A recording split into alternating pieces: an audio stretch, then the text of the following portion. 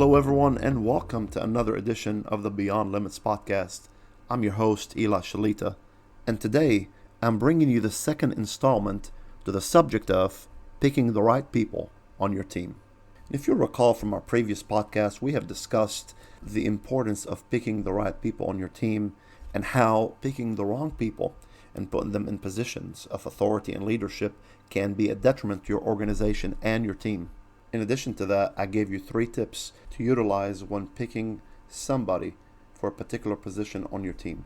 And to give you a quick recap, we talked about hiring somebody that employed mutual trust and respect for you and for the team that they're working for and with. We talked about without having mutual trust and respect, your organization is doomed for disaster.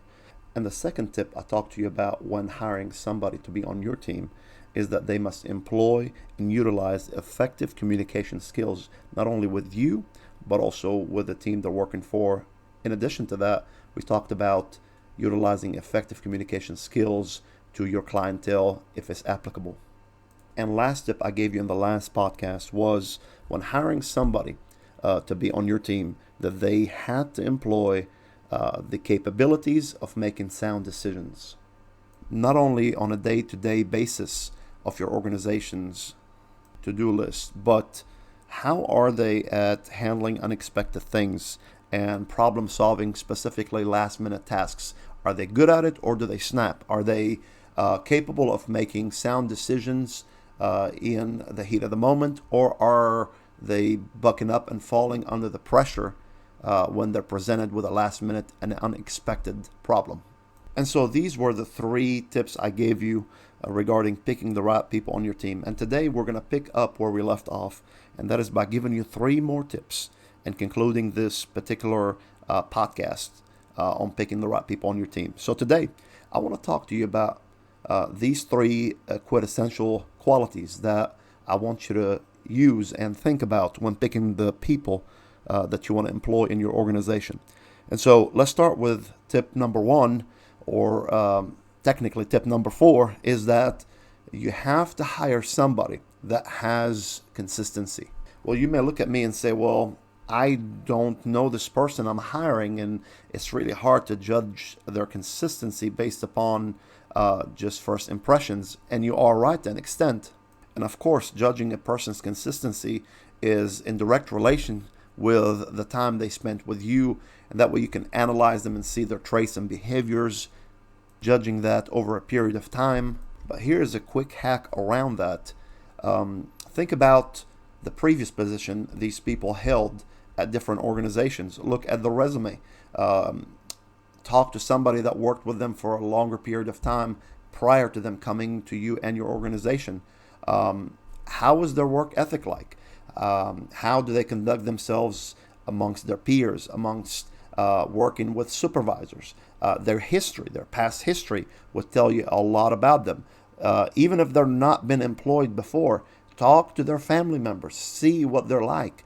It will give you a general idea of how they are as a person, and more importantly, how consistent they are on a day-to-day basis, on a month-to-month basis, on a year-to-year basis. And that will give you a pretty much general idea on where they are. If, for example, let me give you an example.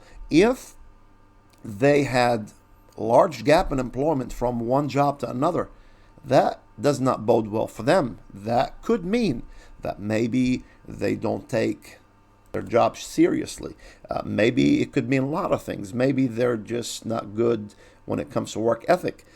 It speaks a lot of volumes when you're able to do your prior research and find out more about the people that are working for you. Now remember, they are working for you and your organization. And you're not just hiring them to be temps. You're not hiring them for the short term. You're hiring them for the long term. And being able to be consistent every single day means a lot, specifically when you're working on teams and working with one another. And hiring somebody that's inconsistent can mean bad news for your organization and the people you're trying to lead. You absolutely don't want somebody that employs a bipolar attitude in the workplace. What do I mean by that? You don't want them one day to be so excited and so ecstatic about their job, and the next day they're ready to quit and blame everything on anybody else. You want somebody that is consistent and not fluctuating when it comes to their performance. And the second tip I want to give you, which overall is tip number 5, and that is to hire people that employ a positive attitude. Again, this is something that you learn over time as you work on a daily basis with these said individuals. But you got to understand that if you want your organization to succeed, you've got to hire people that have a positive outlook on life, that employ positive attitude in the way they interact with you and their peers, as well as your organization and your clientele base. And having somebody with a nasty attitude and negative attitude is going to negatively affect your company, but it's also going to negatively affect the morale of your team, not just the company, but the team. It can even bleed to the clientele base. I'm telling you, I've been into situations. Let's just take, for example, fast food restaurants. You are going to easily identify somebody that has a negative attitude when you go to a fast food restaurant. They can't hide it. I've been in drive-thrus as well as in front of the counter, oftentimes ordering fast food, and you can easily identify somebody that has a negative attitude. There's something about negative attitude that bleeds to the whole team, and the morale is affected on a negative scale. You don't want that for your organization. You want somebody that employs good attitude traits in the way they interact with everybody else around them. You know, one thing I've learned about attitude is just like fire. It's contagious. If you have a good attitude that is overwhelmingly positive and helpful, your team is going to just embrace that and soak it up. And they are going to be positive, and they are going to be uplifted, and it's going to affect every single day the way they interact with you and one another, as well as the clientele base, and they're just going to be excited. But then you have a negative leader, negative person that is going to be consistently negative, is going to bleed to the team, and just like, again, fire, is going to be contagiously negative. No matter what you try to do, how much water you try to put on that fire, it's not going to be put out. So you've got to understand that if I want to have a successful team, I've got to be willing to pick the right people on my team that show positive attitude. And the last tip I want to give you today is tip number 3, overall tip number 6. And that is, you want to hire people to be on your team that are reliable. It doesn't matter how skilled they are, how much value they can add to the team, how much talent they possess. If they're not reliable, it is for naught. If they're unreliable, it's going to negatively affect the team. I've had the privilege of working with so many successful individuals that had so many skills and so much they added to the team. But I've worked with some individuals, I'm telling you, they had so much talent and ability to accomplish tasks that I've asked of them, and they employed just about everything that I've been talking to you about. When it came to mutual trust and respect, they had that down. When it came to effective communication, they were the masters at it. When it came to them effectively handling last-minute unexpected situations and being capable of making sound decisions, they were second to none. But sadly, when it came down to reliability, they would call off sick, they were unavailable, they would make all the excuses in the world as to why they cannot be there, adding value to my team and their team. And yes, they might have been the best person for the job at that time, but even so, if they were the best people for that job, if they're unreliable, they become a detriment to your team.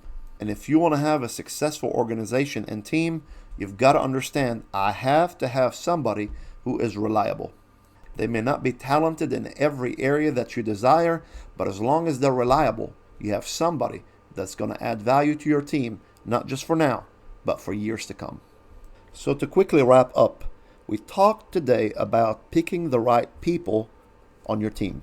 And I gave you 3 characteristics in what to look for when hiring somebody on your team. Today we talked about having somebody that had consistency.